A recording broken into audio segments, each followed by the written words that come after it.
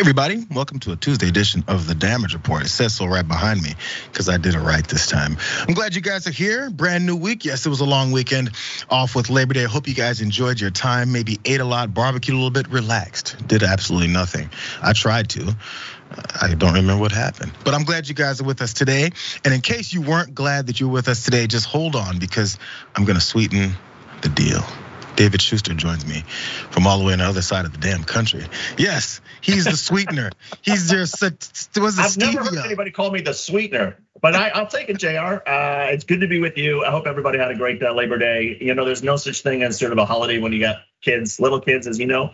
But I'm here and I'm awake, so ready to go. I was thinking the same thing, bro. I was talking really fast this morning again because I've got my coffee, and I'm sure you guys gave me hell last week because I did have an energy drink here as well. I've dropped the energy drink. I'm gonna stop doing that. I got this weird tingling in my foot, and I think I need to stop doing that type of stuff. But still, you know, when you age, you have to roll with the punches. I understand. We feel how this goes. There's a lot going on though, David. Things going on in our world that we have to catch up on. Of course, on the long weekend. August is now over. We got September, so of course, politicians are beginning to work again, if you want to consider what they usually do as work. After that August recess, I stress it every year. If you get the entire month of August off every year and get paid six figures, maybe you would be happier. I don't know, but that's what our folks get. But speaking of Labor Day and speaking of politicians, Joe Biden jumped right back into it to talk about Labor Day. Matter of fact, labor overall. Let's go here. 800,000 new manufacturing jobs. But you wouldn't know from all the negative news you hear. Well, we're getting through this one of the greatest job creation periods in American history. For real, that's a fact. For real, that's a fact. Joe Biden talking about job creation in the country, of course, on Labor Day, touting his background, his successes in that area. Matter of fact, he went straight to talking about unions too. When I ran for president, I told you I'd have your back, and I have. You know, there are a lot of politicians in this country who don't know how to say the word union. They talk about labor, they don't say union. It's union. I'm one of them. I'm proud to say union. I'm proud to be the most pro-union president according to the experts about in American history. And by the way, I make no bones about that. Folks, in this Labor Day, let me tell you what we're celebrating. We're celebrating jobs, good paying jobs. Jobs you can raise a family on, union jobs. I feel like it was one of those loosely scripted speeches there, because we know Joe Biden when he's off script a little bit. He has to find out that the experts, according to the experts, they said things are going on. It's fine, I get it. But he's trying to get through the speech there a little bit. And not labor, but union. And I always point this out, or think about it to myself as well. Whenever we talk about our weekends, which isn't really a thing for anyone else that works their normal jobs outside of the office and normal scheduling. But the weekend exists. People talk about TGI Friday. No, man, we have a 3-day weekend. All that is a thing because of labor fights, because that was absolutely not a thing before. And now they're trying to reel back things like child labor laws. So who knows what else is next? We never know how fragile things are until people start challenging them, which we've of course seen. So Joe Biden could talk about those types of things, where we've been and where we continue to go and where even the opposing party wants to take us. But he's also gone to the leader of that opposing party to talk about what it is that he didn't do. When the last guy was here, you were shipping jobs to China. Now we're bringing jobs home from China. When the last guy was here, your pensions were at risk. We helped save millions of pensions with your help. When the last guy was here, he looked at the world from Park Avenue. I look at it from Scranton, Pennsylvania. I look at it from Claymont, Delaware. Not a joke. Guess what? The great real estate builder, the last guy here, he didn't build a damn thing. Under my predecessor, Infrastructure Week became a punchline. On my watch, infrastructure has been a decade and it's a headline. We like to fight here. David, you're up there in the Northeast. He mentioned Scranton. He mentioned what? Delaware. Is it happening up there like that? Are you one of those blue collar workers that can confirm this? Oh, it's interesting. On Route 7, which is about, not far from where I live, and you go down about 4 or 5 miles, there's an intersection where there's this big giant sign that says this construction work made possible by Build Back Better. And so I think there is something to the idea that infrastructure is being noticed across the country. There's a lot of construction projects. I think people get a general sense that, yes, we are doing a better job in terms of spending on infrastructure. I think the other thing that's happening is the economy is actually, Biden's right. The economy is doing really well. Bidenomics, no matter what people want to say about it, the job creation stretch is remarkable, and it's defied a lot of the predictions that were coming from Wall Street and from a lot of market analysts. So Biden certainly has that going for him. I think the concern that so many people have is that, well, inflation was still pretty bad over the past year. Things tend to cost a lot more than they did a year ago. And the other part about it is, how come these terrific economic numbers are not translating into a wider lead that Biden should have in the polling over Donald Trump? To only be 2 or 3 points ahead of Donald Trump, a guy who's been, indicted on 91 charges, and Biden's got this great economic record, that's a problem. So I almost feel like if people just want to vote just based on the economy, sure, Biden's doing great, and Bidenomics is working. No matter how it's working, it's working. But it feels like we're in this period where people are focused on other stuff. I wonder what other stuff is, because look, we talk about it too because of how much it dominates news headlines and also how much it attracts people's attention. Because I think I know what you're talking about. What is it that we're always talking about? Trans rights, women's rights, things that are actually coming after people's rights within their country just to be free. Because there was even something later on this show that I think is going to be even more surprising that we're seeing happening in different states. But here's some of those numbers that you were talking about, and maybe we can figure out why these aren't sticking so much. From Forbes, they said this: the job market has remained one of the economy's strongest pillars during Biden's presidency, with the unemployment rate slipping from 6.3 in January of 21 to a 54-year low of 3.4 in January. However, though, maybe to your point, widespread layoffs in recent months may have started to have an impact. With last month marking the worst job growth since 2020, with the unemployment rate at 3.5. Again, still it's 1.1% more than what it was at the 3.4 that they were celebrating. More though, headline economic output was strong during Biden's watch, as US gross domestic product rose 20% to 26.1 trillion from the last quarter of 2020 to the same period last year. That was buoyed largely by outsized gains in manufacturing and spending on entertainment and leisure. Again, spending on entertainment and leisure is something that people have like extra or expendable income to do that with. And as we're seeing, unemployment's down, but then also somehow we're not having that extra income. Something's off here, because household financial health is suffering, as you mentioned. More from Forbes: even with this high employment and solid wages, Americans' bank accounts are largely in poorer shape now than they were before Biden. Americans saved only 4% of their disposable income in the final quarter of 22, compared to 14% 2 years prior. It's a worrisome development, as household debt surged 16% to $16.9 trillion during the period, and as poverty rates reached the highest level since 2018 and 2021, which is the last year for which Census Bureau data is available. Maybe that's something that Republicans can jump onto, and normally in normal campaigns would jump onto. Like, look, you guys don't have much savings, nothing's happening there, and they will actually ignore the reasons behind it. All these other policies that give their money to someone else, or also the inflation rates and the way that they've allowed corporations to dominate and legislate from their offices there, which of course only benefit them. It's a capitalistic society, right?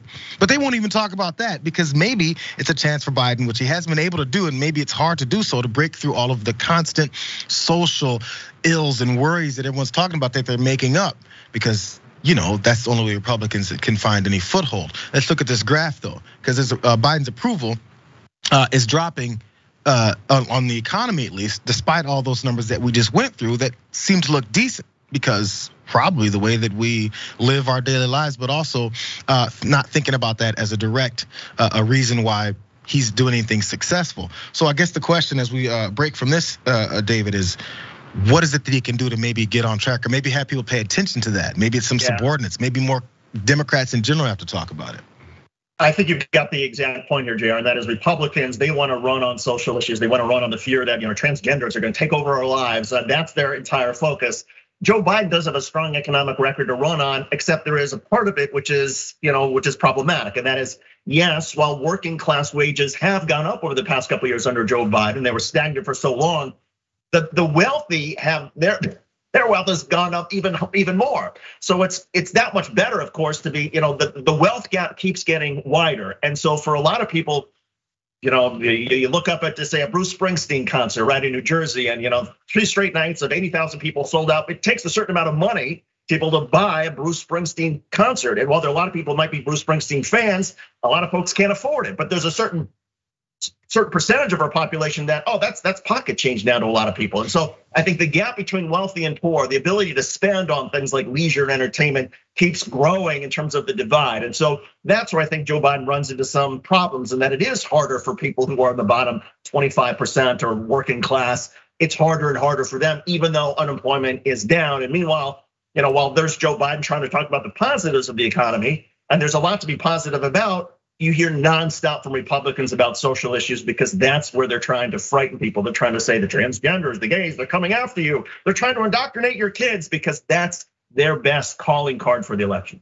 And I wonder if, as they keep hitting that drumbeat of hate, that as they see nothing actually happen to anyone's kids, or this widespread destruction of our country based off of people being who they are, not pan out, where they can jump to next. I mean, look, it was an abortion rights fight. If they have the Supreme Court to overturn that, they can't hold on to that anymore. So how much longer can they keep shifting to other things is the main thing that I wonder about. Maybe there's another way to get people thinking in a certain way, or maybe once they've destroyed our country enough. Because I do think some of those folks, you mentioned that Bruce Springsteen. I heard how the Beyonce concert was just at SoFi Stadium in LA over the weekend, right? Many people were, I heard this wasn't a direct thing from what I experienced. Many people were reselling those tickets, because of course it sold out like crazy, but then people were trying to resell for thousands of dollars, and who has that, bro? We keep talking about things that have inflated. We can't buy our groceries, formulas out. What about getting food on the table? All that stuff. But somehow people expect someone to pay $1,500 for a nosebleed Beyonce seat. And when that didn't happen, they were scrambling because people bought up several tickets and I'm gonna make some money off of this, and end up having to sell it for $150 instead of the $1,000 that they were looking for. Again, people are finding these weird ways to try and make money in this kind of an economy, because we don't get enough back. For our purchasing power isn't the same as how much we're bringing in, and we bring in more, but we just everything else is, people are taking more on the back end. So we're trying to find new ways of doing it, and sometimes it doesn't work. No concert to me is worth $1,500. I'm sorry.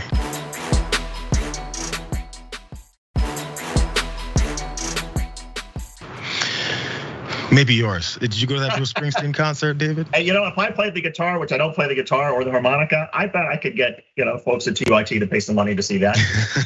Fall flat on my face and get to. We'll work on it. I'll be on the bass. I'll learn that too. I have no idea how to. Let's jump to this next story though, since we're talking politics and talking about who may potentially try to take over, since Biden's economy isn't so great, but sometimes it kind of is.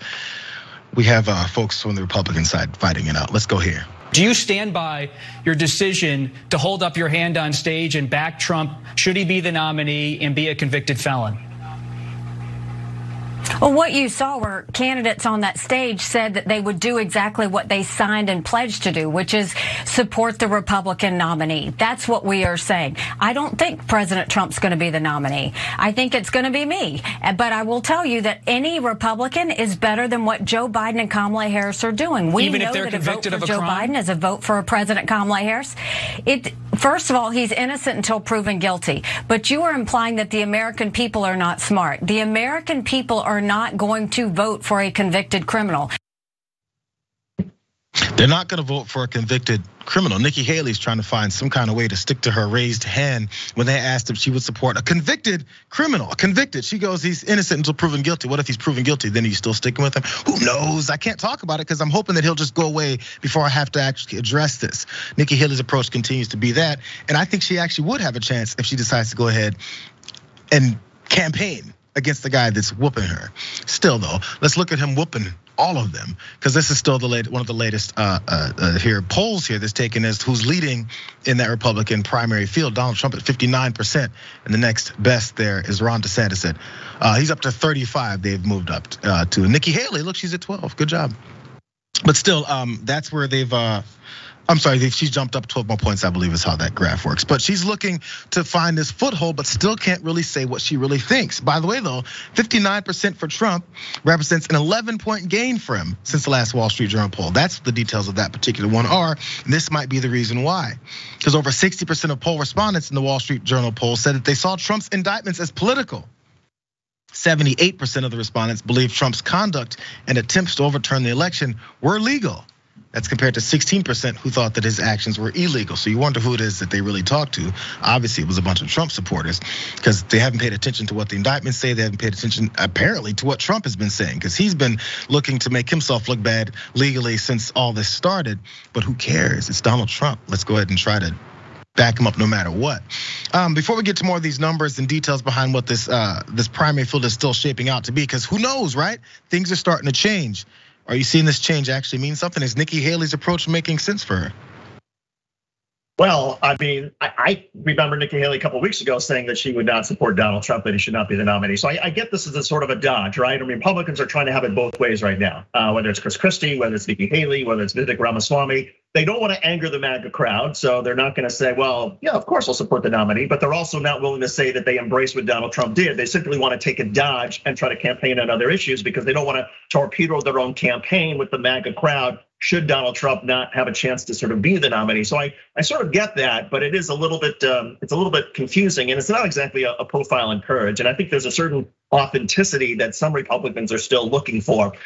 The other part about this, Jayar, which I think is interesting, is maybe this is wise for Nikki Haley and the rest, because there will come a point where it's not just, prosecutors and a grand jury indicted, but a jury of Donald Trump's peers have convicted him. Once that happens, I think the dynamics change a little bit, and then it becomes easier for Nikki Haley or Chris Christie to say, look, it's not my opinion that Donald Trump is a convicted felon, it's this jury of ordinary citizens, and because the ordinary citizens say so, I think we should follow their lead. I would hope that comes before a lot of the primary voters actually cast their ballots. It doesn't look like it's going to time out that way, but I think for right now, and Nikki Haley and the rest, they're simply trying to avoid this altogether.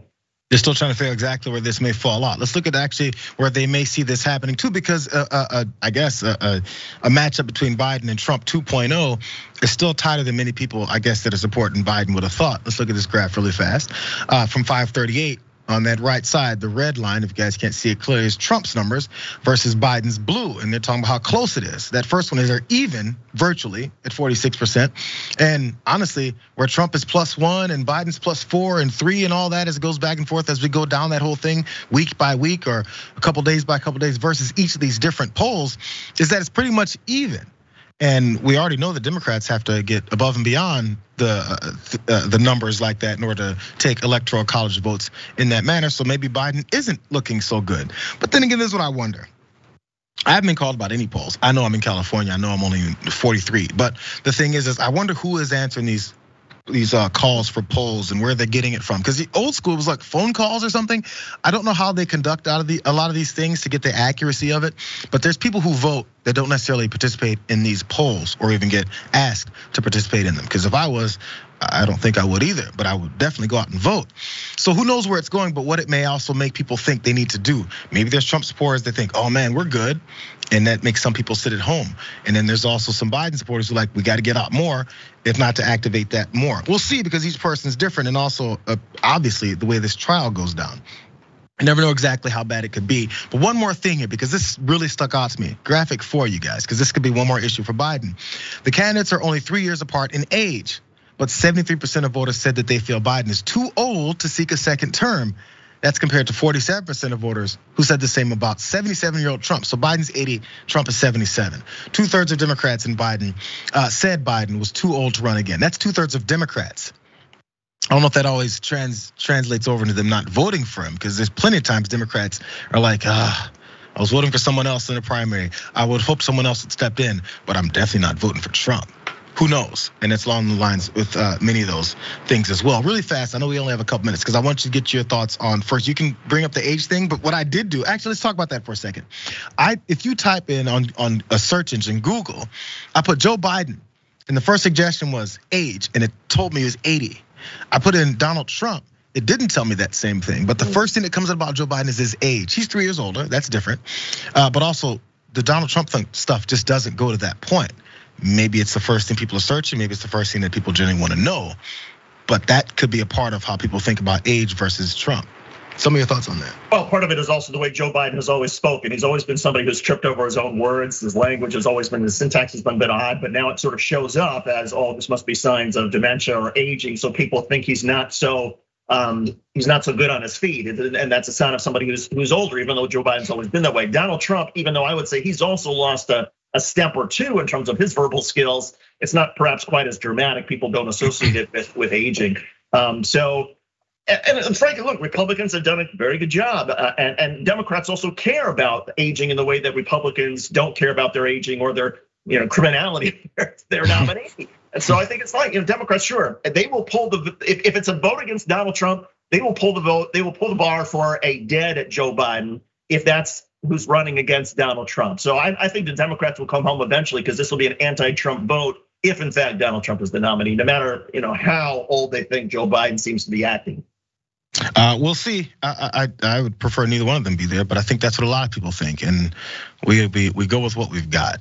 We'll see where this goes if Donald Trump makes it that far, because of course the legal implications continue to pile. There's stuff on Vivek. I actually want to take the break first, talk about these couple of things with you all, and when we get back though, I do want to take Vivek's approach to fighting Donald Trump, to supporting Donald Trump. Who knows? We're gonna find out. Vivek's one of my favorite characters in recent history, recent politics history. So we're gonna get to him, but first your thoughts as we go into this break.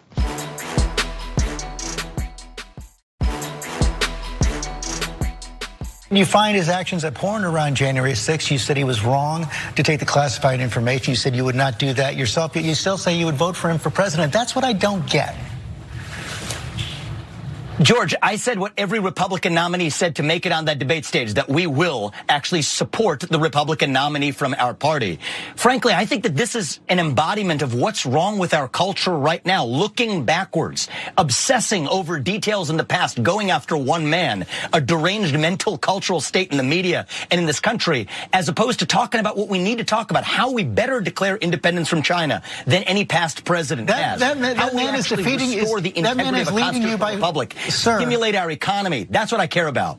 Sir, that man is the front runner for the Republican nomination right now. He's a former president of the United States. He's leading you by 40 points, yet you still say you would vote for him despite what you say about his behavior. That's the question I am asking. It's not an obsession. That's a good way to try and dismiss any actual concerns about the guy. One line that Vivek and many other conservatives like to talk about is, you guys are obsessed with Donald Trump. You're obsessed with the past, things that happened before, as they consistently talk about still Bill Clinton, Hillary Clinton, even Joe Biden and his son. All those things, since we're not supposed to talk about anything that happened in the past, the things that went down with Hunter Biden happened in the past. Shouldn't we stop talking about it? No, because it's what they're talking about. It's a nice deflection, try and get away from things, to even say, this is what I'm focused on, the economy and everything else. Really? Is that the way these things work? Or are we just trying to cover even further for the guy that you're running against? By the way, Vivek got into this kind of argument back and forth with Andrew Mitchell just last weekend in trying to defend Trump, or kind of not. Still though, maybe this is his chance. Let's watch this next clip. Back in January 2021, you described President Trump's actions then as abhorrent. What exactly did you find abhorrent about his actions around January 6th? I would have handled that situation very differently than Trump did. But I do draw a distinction, George, between bad behavior and illegal behavior. And once we start conflating those two things, I think we're in a long downward slide as a country. So I'm running this race because I think our nation badly needs to be reunited. But that does not mean he deserves to be prosecuted for it. Those are two separate questions. Was it wrong for the president to create slates of phony electors?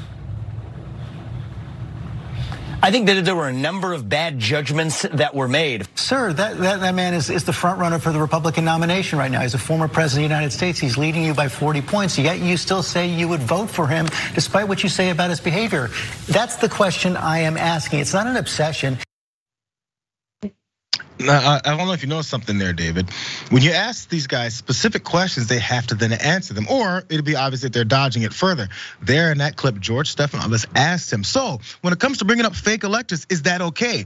Because when you don't ask them the specifics and say, do you support Donald Trump despite all of his legal issues? Because there's tons of them, and they can just say everything he did was fine. But if you ask directly what it is that he's been accused of, that we've seen him talk about doing, and his associates talk about what they did, is that okay? And he has to then say, well, I would do it differently. What that means is, hell no, I wouldn't have done it because that's illegal. And if it was a Democrat, I'd be asking for their head on a stick.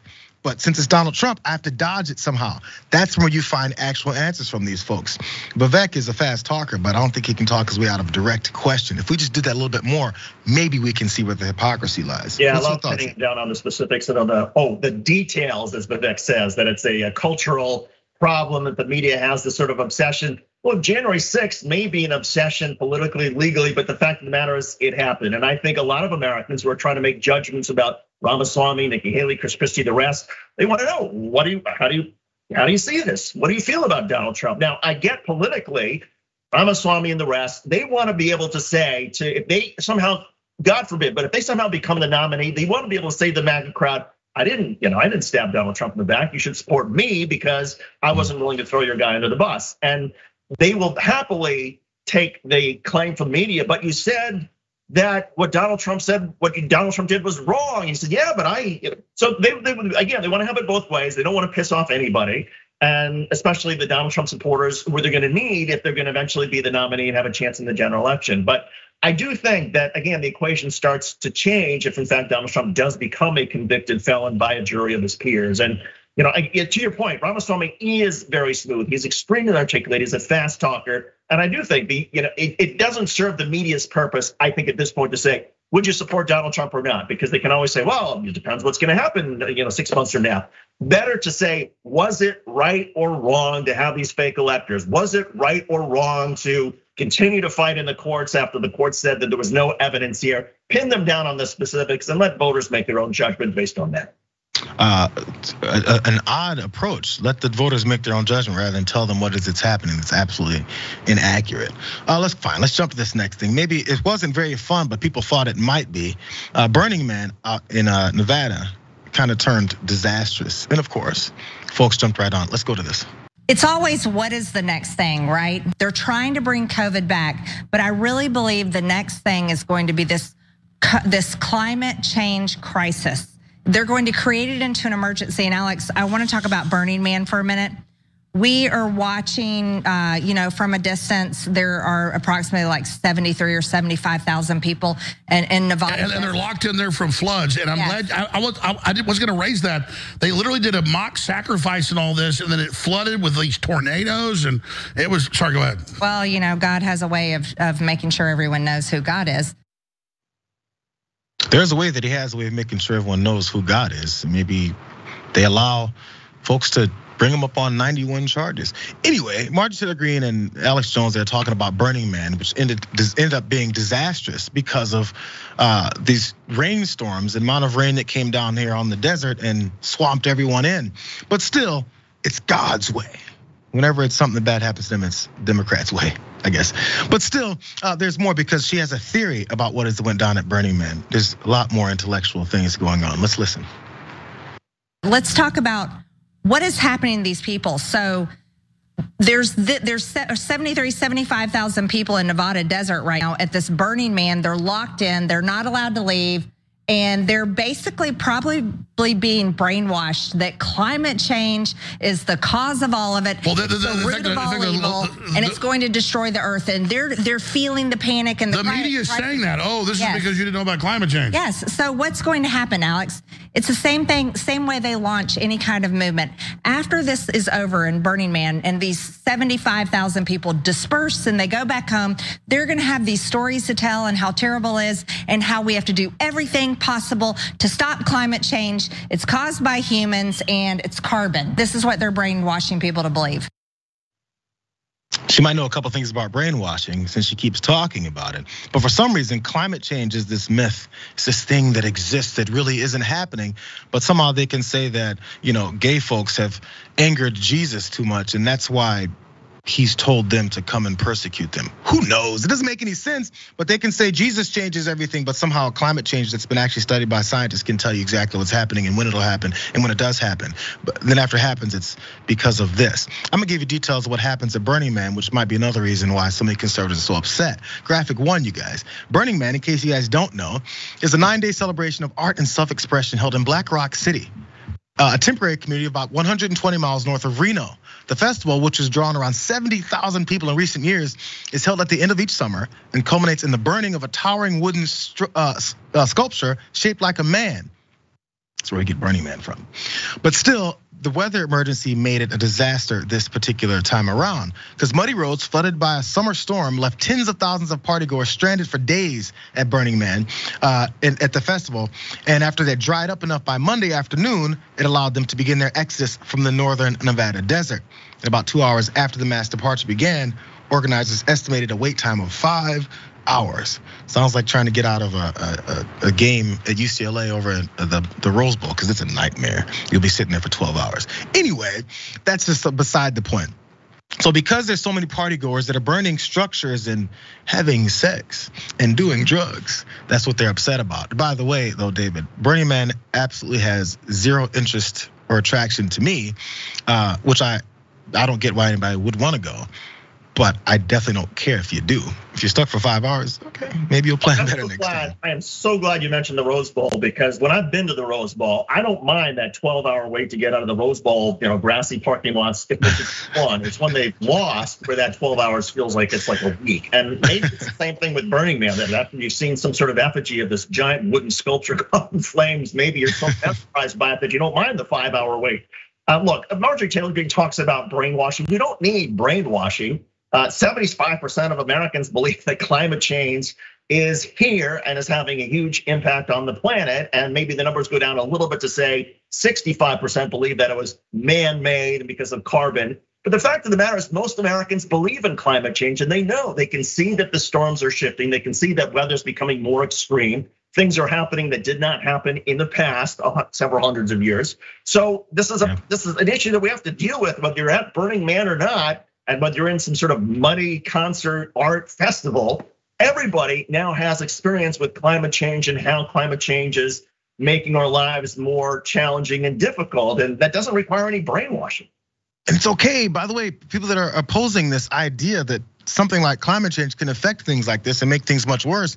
By the way, disasters happen in Republican areas as well too. Is it God's wrath then too?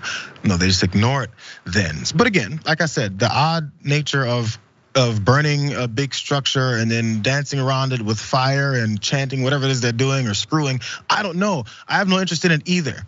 But okay, neither do I have interest in going to MAGA rallies where people get drunk and then dance around and worship someone whose hair looks like it's on fire too. Same thing. I guess you can get involved. Maybe you want to go out to Reno and check it out.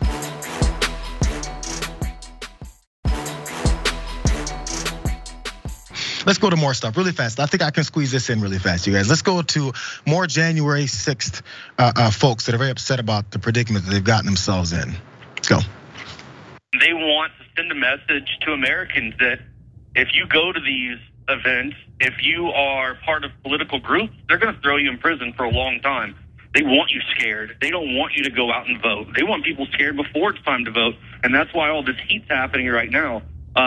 This is ridiculous. We went there that day with no plan, with nothing. We were there like every other American, but it's because we're a political group. We knew that there was going to be a hit on us as soon as Joe Biden mentioned us in the first presidential debate. You have hope that if Trump gets elected, despite all the challenges, he'll pardon you? Oh, I know he'll pardon us. I believe that with all my heart. And there's that same confidence that got people like Joe Biggs in this problem in the first place. I know it. Donald Trump has my back. The last guy that he screwed over, definitely that's not gonna happen to me. Happened to Rudy Giuliani, it don't happen to me. Still though, there's Joe Biggs talking about how confident he is in Donald Trump pardoning. Why would he want to pardon someone who was one of his foot soldiers? Aren't you the badasses who stand for him and you willing to do time for your leader? No, he wants to get out of there. By the way, he said things differently in court. He wasn't such a badass then. From NPR, before being sentenced to these 17 years that he's received, Biggs begged for forgiveness and leniency. He begged for it. He downplayed his role on January 6th, and it said that day was set to be the last event he planned to do with the Proud Boys, as he had planned to step back from the organization. Convenient timing there, Joe. He says, "I was seduced by the crowd. Curiosity got the better of me, and I will regret that for the rest of my life." No wonder they think people can just be gay because they're seduced by seeing gay folks enjoy their life.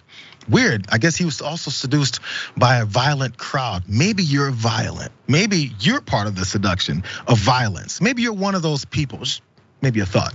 Still though, Biggs is currently complaining about the conditions he's also seeing there in the Seminole County Jail, including lambasting in the inedible food in his interview there. Still talking about how horrible these conditions are.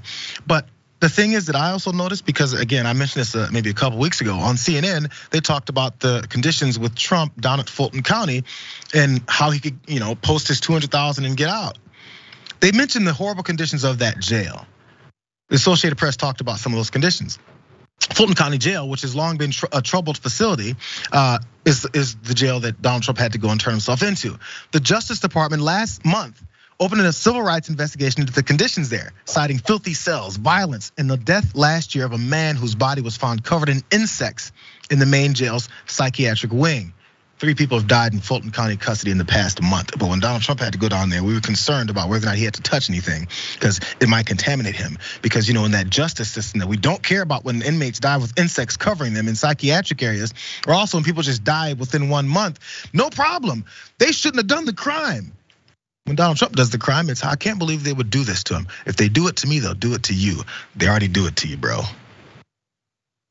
Yeah, they all want to go to a country club, right? You participate in January 6th. You don't have to go to the hardcore jail that most folks have to go to. You want to go to the country club where you can sort of relax and sing your Star Spangled Banner with your fellow MAGA rioters. And speaking of discussing conditions, I seem to remember that some of the MAGA rioters were smearing feces on the walls of the Capitol. That was not particularly pleasant. So, to your point, Jayar, these folks, they are getting what they deserve. I mean, justice is justice, equal justice under the law, and people have gotten longer terms in prison than a lot of these folks are getting for doing far less. So you do the time, you do the crime, you got to do the time. And if you thought that what you did was wrong, you're probably onto something, that it was wrong to storm the Capitol, try to thwart democracy, to try to scare the bejesus out of lawmakers. And oh, by the way, the violence you engaged in with some of the Capitol police officers, you should go to jail, and you should have plenty of time to think about it. Maybe the driver of the getaway car was seduced by the opportunity for money from that bank. And after this, then bro, you go to jail. A nice seduction. Maybe you can keep thinking about what you're seduced by while you spend 15 years in jail. Still though, this might be you have something? One more thought? I was gonna say, well, let's also then ban the books about bank robberies, because we don't want our kids to be seduced by the books to convince them to engage in bank robberies. It's the Law and Order Party, David. But this might be the reason why the Law and Order Party is now the Donald Trump Pardon Me Party, because he says things like this to them.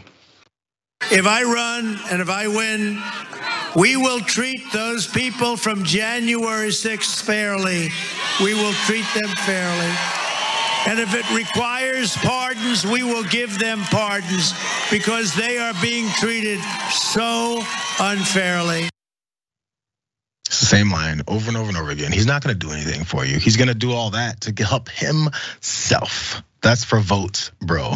As a matter of fact, a little bit more, not only that, he won't just pardon you, but if you happen to skirt the law somehow, he'll actually give you a job. He gave a job to this guy, Dylan Quattruzzi. And this is what he said when he was a part of that mob. Oh, I have a message. I have a message. I have a message. I have a message. I have a message. If you are a police officer and you are going to abide by unconstitutional bull, if you are a police officer and you are going to abide by unconstitutional bull, I want you to do me a favor right now and go hang yourself, because you're a piece of go f yourself.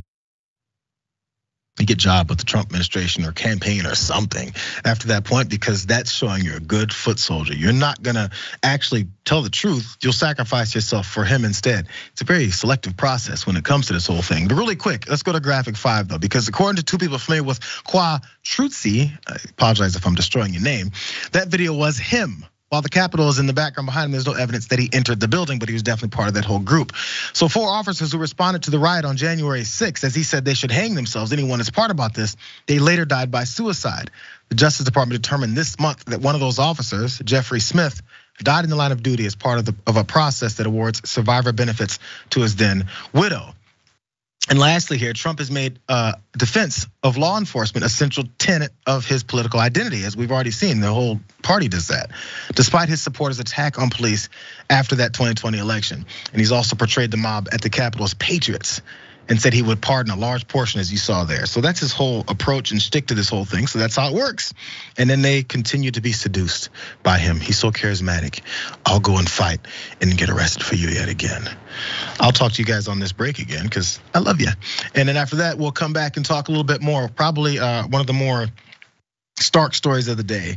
We're going down to Texas yet again. Not about Paxton, but more about how they're trying to keep people within the state, but certain people, because they believe all of them are criminals because of new laws about how much they hate America and freedom. We'll do that in a second.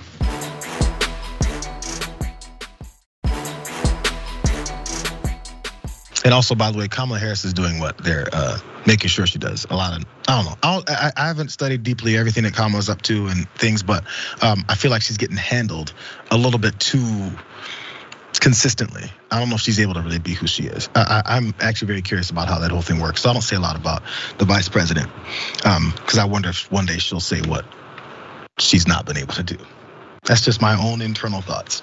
Let's jump to this next story down in Texas, as I pointed out. Let's jump straight here. Listen, everything's gonna be okay, right? Just let me do the talking, okay? Just Evening, ladies. License, please. Where are you headed? We're just out for a drive. Headed to the border? Oh, no. We were just going up to the Hey there. What's your name? Grace. Are you pregnant, Grace?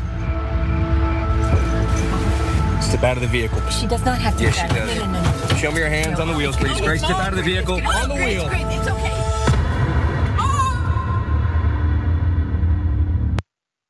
Don't know if you guys saw that before, but last spring, Midas Touch released that ad depicting this dystopian society where police would be pulling folks over. They're depicting a mother and a young daughter looking for some way to take care of this pregnancy she has, and didn't explain why that they were looking to take care of it in a way as far as abortion goes, but it was at least showing the way things could be.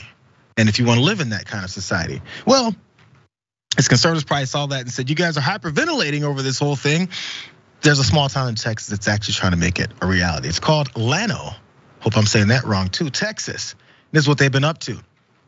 Because more than a year after Roe versus Wade was overturned, many conservatives, oddly, have grown frustrated by the number of people that are able to circumvent anti-abortion laws, with some advocates grasping for even stricter measures that they hope will fully eradicate abortion nationwide. Pause. Do you guys remember when Roe versus Wade was struck down and they said, this is just the states' rights issues. We want to send it back to the states. You guys shouldn't be so concerned about nationwide abortion restrictions because that's not what we're on, as they're on it now. But this particular thing is about something a bit closer to the home down there in Llano. That frustration is driving a new strategy in heavily conservative cities and counties across Texas. Designed by the architects of the state's heartbeat ban that took effect months before Roe fell, ordinances like the one proposed in Llano, where some 80% of voters in the county backed President Trump in 2020, the proposals make it illegal to transport anyone to get an abortion on roads within the city or city limits. The laws allow any private citizen to sue a person or organization they suspect of violating the ordinance. That part is what they took from a heartbeat bill, I believe, or maybe even some of the other bills that they were pushing, saying any random citizen can see a doctor, see a woman, see a mother, see a young woman, see a birthing person and go, you know what, I know what they're doing. I get to sue and I'm gonna take the law in my own hands because that's what I feel. Well, the degree to which they're trying to restrict people accessing roads in the United States of America, this is the degree to which they're going about this. Anti-abortion advocates behind this measure are targeting regions along interstates and in areas with airports, with the goal of blocking off the main arteries out of Texas and keeping pregnant women hemmed within the confines of their anti-abortion state, trapping them. These provisions have already passed in 2 counties and 2 cities, creating a legal risk for those traveling on major highways, including Interstate 20 and Route 84, which head toward New Mexico, where abortion remains legal and new clinics have opened to accommodate Texas women. He said, this is really building a wall to stop abortion trafficking. That's what Mark Lee Dixon said. He's an anti-abortion activist behind this whole effort. Abortion trafficking. So there's that old thing Republicans always say, if you don't like it, why don't you go somewhere else? Well, people are trying to go somewhere else and you're trying to trap them in the state because it's not about freedom. It's not even about the kids. What it's about is control over women. Like, how dare they do something that they want? You know what this is? It's the United States of America, where we restrict access for people to travel on roads in the United States of America, because that's the United States of America when it comes to conservatives, though. Jump in here after we show this graph here, David, because these are some of the Texas counties and highways that are targeted by these ordinances. All of the tan squares there are the places where they're interested in having these blocking proposals, and the darker ones, which are only 2 here, are counties where the ordinances have passed. And Atlanta is right there in the middle. So if you can look at the details of it, every major freeway or road out of this state has some strategic places where they'll be blocked, because these counties are like, hell no, we want to control your entire life. And one more part, specifically Llano, next graphic here, you guys. Llano and those 5 streets out, or general roads out, are also part of this whole thing. That's why Llano's one of the ones on this list. So, freedom, David. I mean, this makes me sick. This is like one of the most ridiculous things I think I've ever heard. The idea that people have time to sort of do this sort of. I always thought Republicans were against big government. Well, this is big government with the scarlet letter. I mean, you're actually going to have your police and law enforcement try to stop people to enforce the law. And then, oh, by the way, Republicans also said that they were against lawsuits and lawyers, but now you're simply going to encourage more lawsuits, because you're going to allow people just to sue somebody because you suspect that maybe they're pregnant and maybe they're going to travel out of the state to get an abortion. That is ridiculous. And this is another reason why I think people in Texas, and thank God for the progressives in Texas who are trying to fight these battles. But I think there's some communities in Texas that are beyond hope. And I just hope that if there's a woman out there or a family out there and they've got an unwanted pregnancy, or for any reason they feel like they need to exercise the reproductive rights, I hope you will leave the state. Don't come back, or don't come back to some of these conservative areas. Well, there's some of these conservatives that actually are wondering how bad this could look. I think they have a little bit of foresight. One of them, her name is Laura Almond. She's absolutely against abortion, but she's wondering about this. Maybe this is the glimmer of hope, which isn't gonna get us very far. This is what happened. She says, I feel like there's a lot more to discuss about this. Again, that's Laura Almond. She's a staunch conservative who owns a consignment shop in the middle of their town. She says, I have a ton of questions. She says, I hate abortion. I'm a Jesus lover like all of you in here. They were having a meeting about it, of course, to determine whether or not they're gonna do this. Still, she said, she couldn't help thinking about the time in college when she picked up a friend from an abortion clinic, and how someone might have tried to punish her under this law. Someone being the people that you're surrounding yourself with. She says it's overreaching, and we're talking about people here. Pause. So you got an entire political party that's pushing this type of restrictive access so much that there's people within it that go, you guys, I want to remind you, what we're talking about are people, not cattle, not your animals in your house. We're talking about people. You have to remind people that are in positions of power to enact legislation that who they're enacting them on are people. That's where we are now. And that's one of the conservatives that's to remind them of that. Because if someone else says it, they'll just say, here, we're gonna take y'all back and beat your ass. But still, can these laws be enforced? I think you mentioned that as well too, David. Let's go to graphic 8. Abortion rights advocates say that the ordinance effort is merely a ploy to scare people out of seeking the procedure. And to date, no one has been sued under the existing abortion trafficking laws that they're putting into place. The purpose of these laws is not to meaningfully enforce them, said Nisha Dave, executive director of the Lilith Fund. It's an abortion fund based in Texas. She says it's the fear that's the point. It's the confusion that's the point. And speaking of confusion, the mayor of the town doesn't know what the hell this is about either.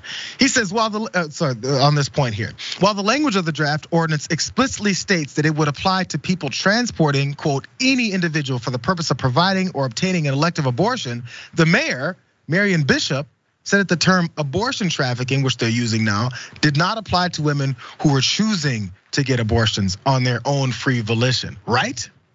He says, it would be people who were either coerced or undecided, who found themselves loaded onto a van and headed somewhere. This is what Bishop said in an interview at the vodka distillery that he owns downtown. Sorry, it's not a laughing matter, but bro is in his vodka distillery. He's like, you know what? This whole law that's getting proposed in my city, who knows what it does? I mean, I guess. By the way, after they found it out, pressed on the contradiction between his statement and the language of the proposal, that mayor of this town, Bishop, he acknowledged that what he originally said, quote, may not be totally accurate. Come on. Here's a law that would make more sense. I'll do this real quickly. Here's a law that would make sense. If you're against abortion, require that every teenager, anybody who's driving around must carry condoms. Required that they have condoms on their persons wherever they go. That's the way you decrease pregnancies, unwanted pregnancies, decrease abortions, not this malarkey about trying to worry about people might get in a van to get an unwanted abortion. David, protection, education, safe sex. What are you talking about? We know the answer to this whole thing is just then eventually, if you see a 16-year-old driving around with his girlfriend in his car, what you do is you pull them over and say, have you guys been having sex? Was it last week? If so, I'm gonna arrest you. That's where we're going, bro. How much further back can you get, right? Yep. Restrictive access. Let's take this break, you guys. We're going into the aftermath after this, of course. So please, if you're nice and comfortable, if you're not comfortable, get comfortable. Grab your ass cheeks. Hold on, we'll be back in a few more minutes.